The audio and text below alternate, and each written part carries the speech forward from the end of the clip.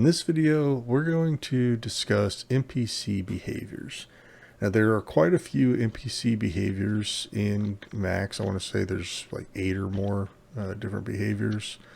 And they're all fairly simple. There are a few things to know, so we'll cover them in detail. But as you can see here, I'm basically just repurposing the Aztec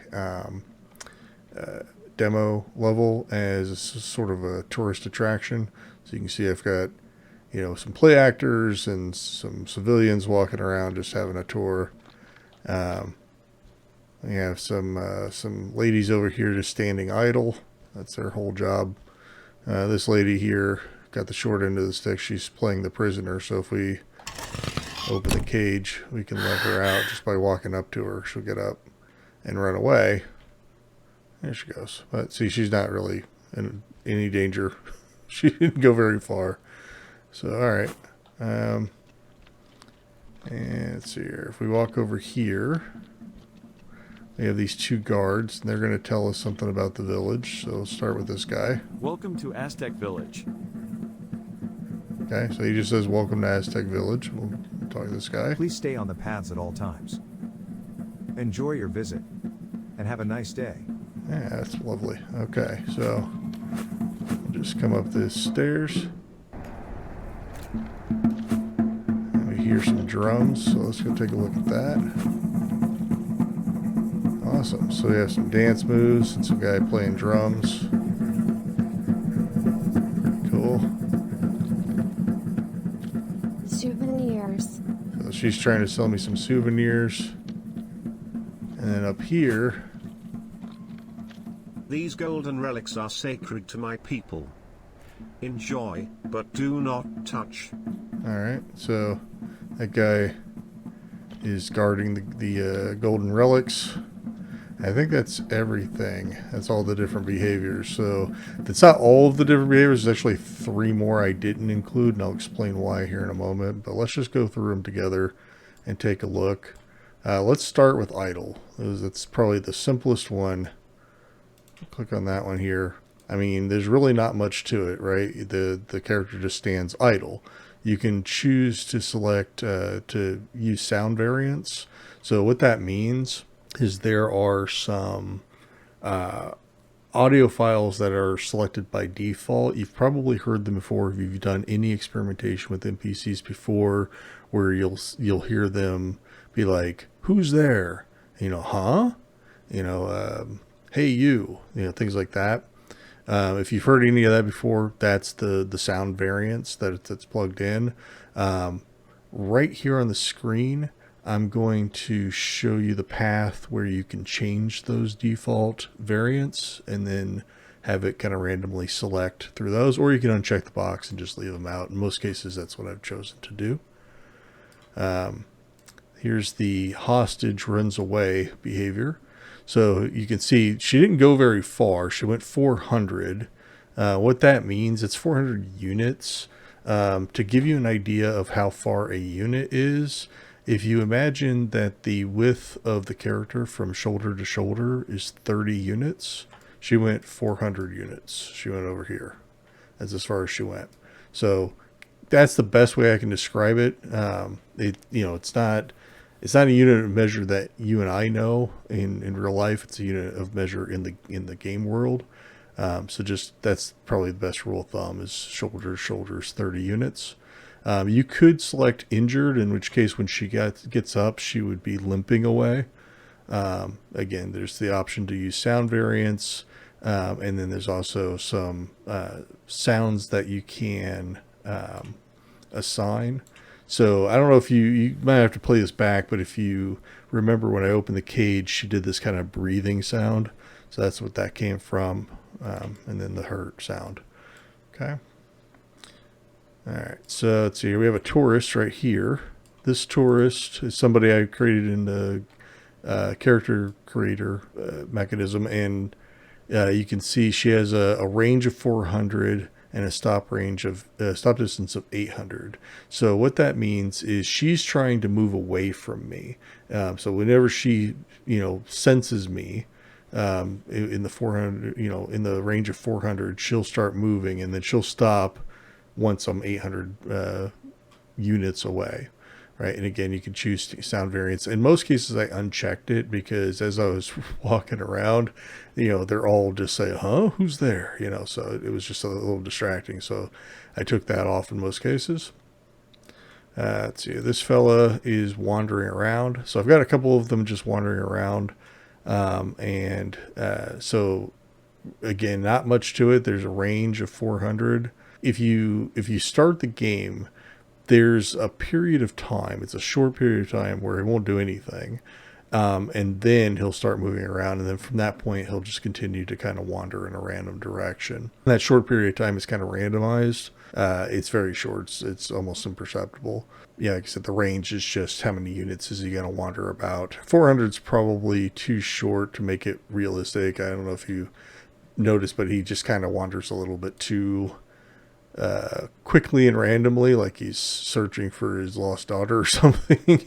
So you might want to up that a little bit if you want it to be a little bit more realistic. Okay. This guy, I think, is also still just walking away from me. So between those two behaviors, and I had this person over here patrolling, it kind of created a more vibrant, realistic scene of people just walking around and basically ignoring you, which is what people do. This is patrol. So with patrol, you need flags, right? So you can find the flag right here and just add that. And then you have to logic link those flags to the character. So the character goes between from flag to flag. So this character is going to walk all the way over there and he's going to walk all the way back and he's just going to patrol back and forth. It has a checkbox for allow headshot. And that basically means, let's suppose the character has 500 hit points, and for every shot you take at the character, it takes off 100 hit points. If I'm shooting him in the chest, I'm going to have to shoot him 5 times to kill him. But if I hit him in the head and that checkbox is checked, then it'll be an insta kill. So that's basically what that means. Let's see here. We have these folks over here that are talking. So I used a AI tool to create these little speeches. I'll leave a link in the description below to that AI tool. The AI tool I used is called Voice Maker. It's actually pretty neat. It's got a nice free version to it, which is fairly limited, but it gives you an idea of how to use it, and it's pretty intuitive and easy to use. You can sign up for a subscription if you want to, and that subscription I think is reasonably priced. But that's up to you. If you're going to use it a lot, I think it might be a good choice. There are other ones out there, but I like this one quite a bit. So this says within range. So I had to get up close to him in order to get him to speak. Well, obviously we don't want sound variants because we want him to say his speech. And then I just added the custom wave file that I had created.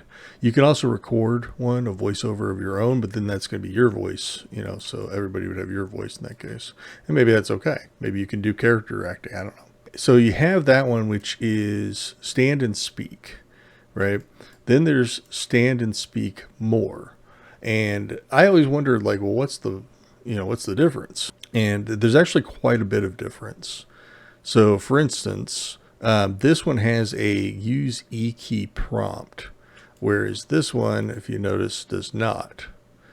So you can actually prompt this character to speak as opposed to letting him just, detect you within range. The volume, I think in both cases could have been higher. I don't see an option to raise the volume in their case. And I just left this default so it wouldn't sound like one person was way louder than the other. But I think if I were setting this up for real, I would choose to make them a little louder. And I'd probably just use this one over that one because it just has more features. So we have a delay. That delay really only applies if you're using multiple speeches. It'll delay 1 second between each speech, right? You can choose to use sound variants, but again, in this case, it really didn't make sense to do that. So he said to stay on the path and enjoy the visit. These are the other speeches that he could play that are set by default. It just ignored them in this case. I can't think of a reason why you might use this one over this one. In most cases, the only thing I can say is through playtesting, I discovered that this character was killable. I could shoot him in the face and he would die. He would keep speaking if he had more audio to say, but he would die. This character with this stand and speak more is immune. I could unload a clip in his face and he wouldn't die. I don't know if that's intentional or oversight, so something to keep in mind. Maybe you want it to be killable, maybe you don't. So another possible reason to choose one over the other. All right, so a few more to do. There's this scene up here, which was kind of my favorite to do, just because it's so much more vibrant and interactive. So you've got all of these characters are playing an animation. Let's start with these. So they're all play animation. The range is really, again, just the same thing as it's always been. At what point will they start playing the animation? In this case, I'm using a custom animation. You can use the default animations that come with a character. So, for example, these characters, these two are made from the character creator, so they don't have any default behaviors, but the Aztec people do. So I could just use their idle and their run and so on and so forth. Their loops, right? And their sound and so on and so forth. But in this case, I wanted to show the custom animations. Now, I have the booster pack. You may not have the booster packs. Some of these animations you may not have access to. And so I would recommend getting it if you haven't already, because it's got a lot of really great animations included. So these are the booster animations. There's all kinds of different ones in here. I won't go through all this, but you can see the difference. But even if you don't have it, there's a lot in here already, right? So you can choose any one of these, including dancing. Now, you won't have the dances that I have, but you have some dancing in here, for example. So it's more limited, but it's not that limited. There's actually quite a bit in here. Plus, you can also refer to my NPC control video if you want to bring in a character from outside of Max and apply animations from like Mixamo, for example. So there's a number of different options to take that don't require buying a booster pack. Okay. But for my purposes for this scene, I needed the booster pack. You can see I think dancing is in here. There's actually 3 different ritual dances, which I thought was perfect. Right. So I'm just using all 3 of those in this case for these 3 dancers. Then you have the drummer. I did bring in this drum from outside of the of Max, but play animation is pretty simple. If you're assigning an animation to it, then it's really just choose the animation here, and it runs that animation in a loop. So fairly straightforward. So the next few are going to be the more complex. So I've kind of saved them for the end. This one actually, I think, confused me the most because this one is just patrol and speak. So it's different than patrol. We saw patrol earlier. Patrol and speak, it says character will patrol using flags that are nearest or connected and then play the speech.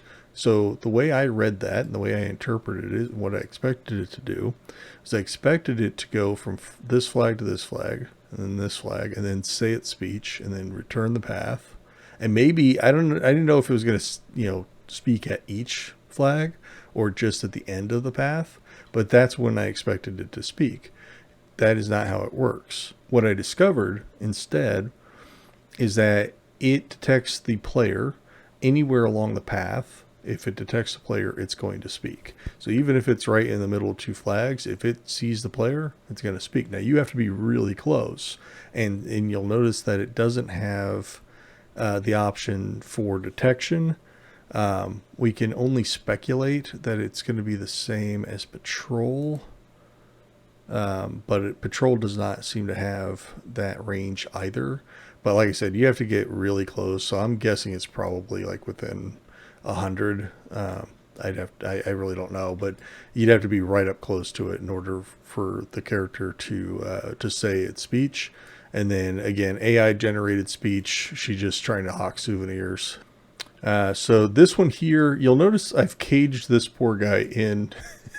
And the reason is because I was having a heck of a time with this guy. Let me show you why. So he is doing get close and speak. Now his range is only set to 50. And notice this, if I change that to say 10, for example, and click away and click back on him, it's back to 50. So it seems like right now the lowest you can set this is 50. Now remember, the width of a character is 30, so 50 is really not that big. He shouldn't even necessarily see me from the edge of these bars to there, right? But he does. He walks up to the bars and he speaks. So how does that work? Well, the reason I put the bars in there to begin with is because while I was over here testing this scene, he was coming up behind me and starting to talk to me. So he was finding me all the way over here. He was running out of his cage, down the stairs and over here to tell me about these relics, not to touch them, right? And it was cracking me up. And so I couldn't figure out for the life of me why that was happening until Necron pointed out that he has a character settings as well, and in there he has view range, and that was set to I think 1,000 by default. And so by changing it to 400, that helped because I could get up to the bars before he saw me. Then he would walk up, he'd try to get close, and then he would speak. And the range, the 50 range, was enough for him to be able to speak through the bars. So I just left the bars in place because I thought, well, that's nice. It keeps the tourists out from and away from touching the sacred relics, you know. That was important to understand, is that it's the distance in the behavior is the range at which he will speak to you, right? If he's close enough, but he's going to find you from the character settings and from the view range. So if he can see you, he's going to come walk up to you. So just bear that in mind. That was something that threw me off as well. And then the only other behaviors that I didn't demonstrate and I didn't include in the demonstration, but I still want to cover, are the ones that are violent, right? And there's a couple of different reasons for that. One, I didn't think it was appropriate to run around stabbing the play actors in a scene like this. And then also there is currently a bug in the nav mesh for the attack, and I'll explain that in a little bit, but I discovered that when I was researching this. This video, by the way, was requested by a fellow named Jim. He wanted to know about the NPC characters and for me to explain the various settings in all of them. I try to prioritize request videos. If you've requested a video and I haven't done it yet, it's not because I'm ignoring it. I want you to know that it is on my backlist. I am planning to do it. Chances are I've got 90% of it done already. But sometimes I'll come across an issue that maybe there's a bug and I need it fixed, or I'm waiting for an enhancement that I know is coming. So it just makes sense to wait. There's various reasons why I might put one off, but rest assured your video is coming. I won't forget. It is written down and it is prioritized.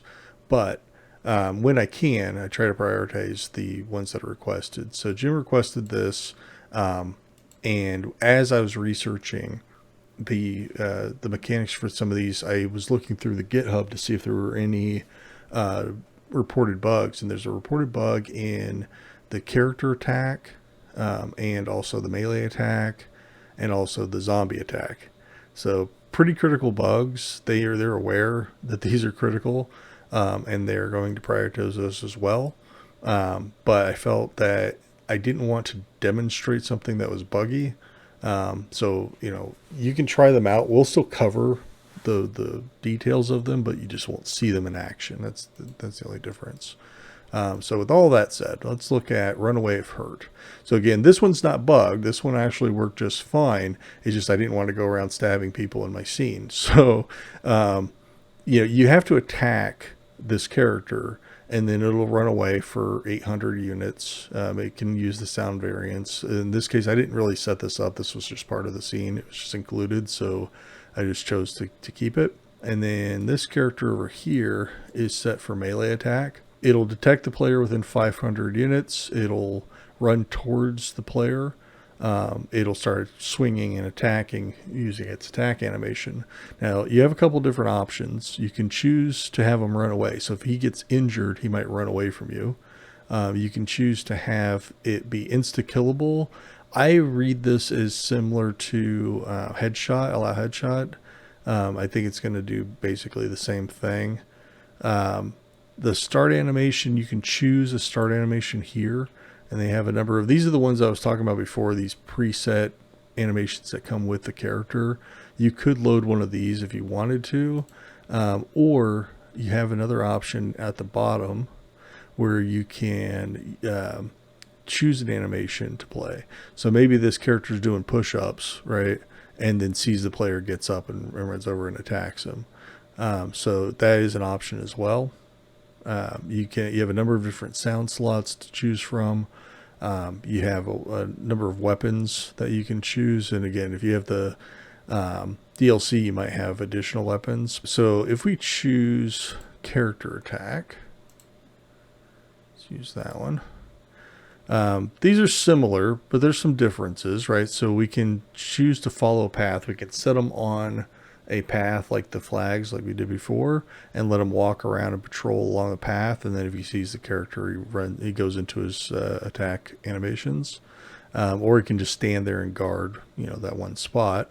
He can retreat, so if he gets injured, just like run away, he can retreat, or he can stand his ground. Retreat range obviously has to do with can retreat. Random flank mode rather. That is going to be its AI in action, right? So if it has that checkbox checked, what it's going to do is he's going to move from side to side as he's attacking you. And I think that creates a more realistic experience. Character's going to be flanking, trying to get around you, trying to get to your side and get line of sight. So that's an important flag there. Same thing with these. You can choose his behavior, right? So you can add a wide flank, or you can make him get really close or stay back. Adding variation to your characters is going to bring the whole experience to a more realistic feel.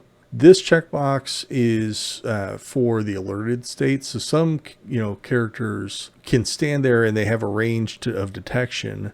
So as long as you don't enter that range, then they're not alerted. They don't see you. But you could check this box to have them just always be on alert. And that way there's no doubt. You can't sneak by them or anything like that. He's just always alerted. We already talked about allow headshot. The combat time. It says, set the time in seconds for how long the character stays in combat mode before returning to base. So let's suppose you are attacking and you get injured and you need to retreat yourself, then you run away. And the character's going to stay in combat mode for 15 seconds. And then if it's no longer detecting the player, it's just going to go back to its original position. Can hear sound, so again that has to do with detection. So you might be trying to make a stealth game, or maybe allowing a path where the character could choose to stealth around instead of fight.